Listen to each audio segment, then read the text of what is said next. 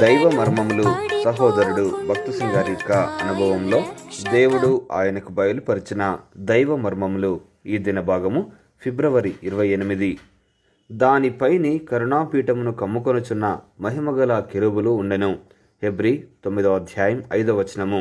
కరుణాపీఠం యొక్క 2 కొనలను, ఈ కొనను ఒక కెరూబును, ఆ కొనను ఒక కెరూబును చేయవలెను.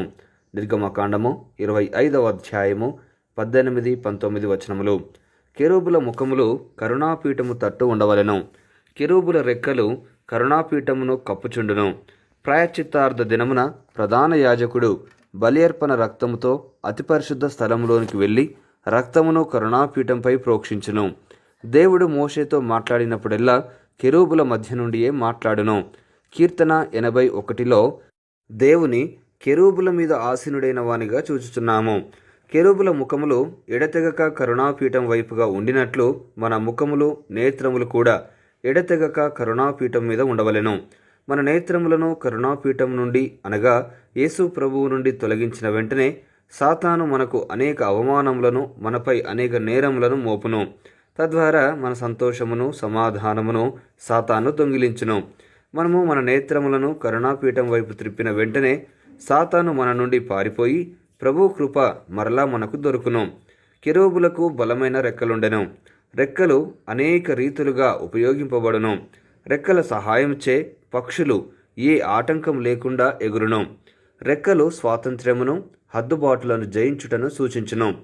మన బంధకముల నుండి స్వతంత్రులనుగా చేయుటకు యేసుక్రీస్తు ప్రభువు ఈ లోకమునకు వచ్చెను. ఈ విధముగా ప్రతి శిక్షావిధి నుండి ప్రభువు మనలను విడిపించి పరిశుద్ధులనుగా చేయును. రెక్కలు భద్రత కొరకై ఇవ్వబడినవి.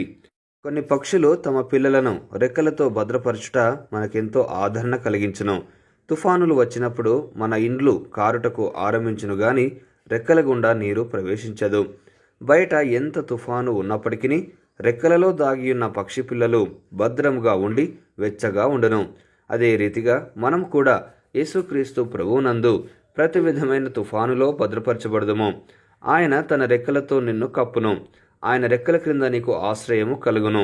కీర్తన 91:4. కీర్తన 18:10లో కెరూబులను గురించిన మరి ఒక మర్మమును నేర్చుకొనుచున్నాము. కెరూబుల మీద ఎక్కి ఆయన ఎగిరి వచ్చెను. దేవుని యొక్క గమనాగమనములు కెరూబుల మీద ఆధారపడి ఉండును. కెరూబులు సంఘమునకు గుర్తు. ఈ భూమి మీద దేవుని కార్యక్రమములన్నీ ఆయన నిజమైన సంఘము ద్వారానే జరిగించబడును. సంఘ భావమును మనం ఎరిగినప్పుడు దేవుని కార్యంలో మనకు ఆసక్తి కలుగును.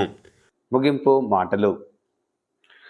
నేటి దినవాక్యం ద్వారా ప్రభు మనలను ఆత్మీయంగా నడిపించి సహాయపడి సమృద్ధిగా ఆశీర్వదించునుగాక. ఆమెన్.